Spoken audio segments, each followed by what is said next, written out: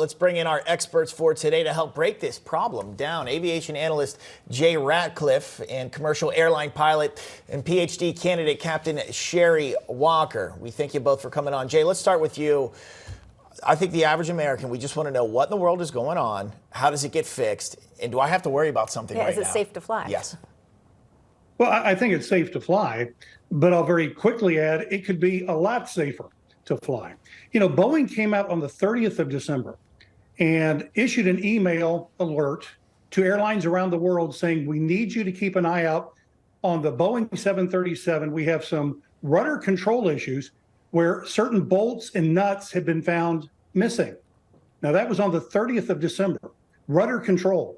It was 2 weeks later, Alaska Airlines had that door plug blow out.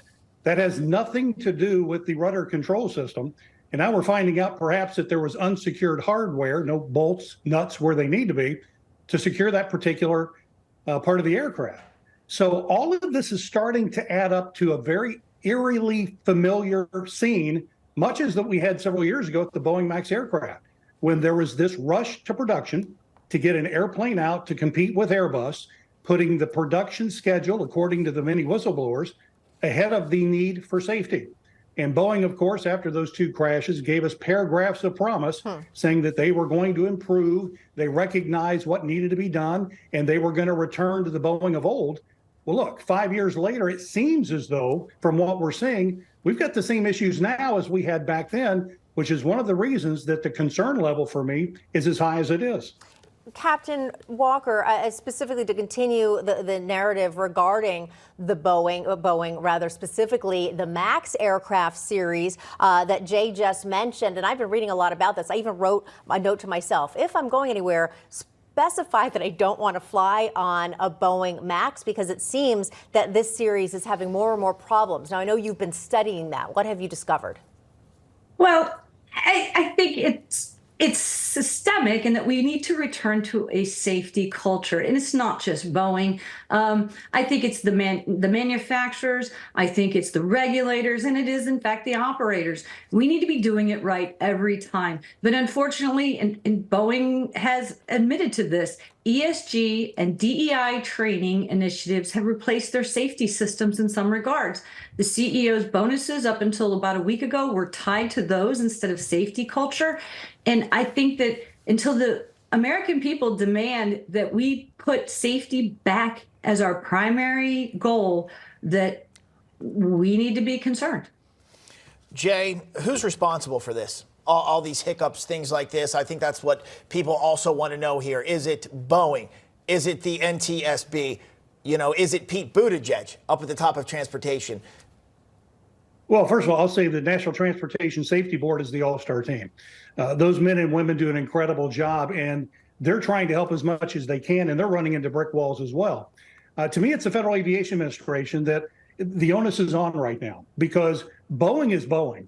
Boeing is doing what Boeing did before. I mean, when you're asked for information, paperwork, videos, things that are documentation that's a normal part of the aircraft manufacturing process, and you have to step up and say, we don't have it, maybe it was never created. I mean, it almost gives the sense of arrogance. And I'm not saying that that's the case. I'm just saying, for my opinion, that's what it appears as though. And of course, after the two Boeing MAX crashes that we had, the FAA said that they were going to do a much better job of oversight of Boeing to make sure that everything was as it needed to be. Now, when we start seeing these memos with loose bolts, unsecured hardware, those types of things, of course, the question is, where's the FAA in all of this? And why aren't we doing a better job of holding Boeing's feet to the fire? Now, sorry, Jay, we're almost out of time, but I want to give Captain Walker a chance to speak as well. Captain Walker, you are a commercial airline pilot.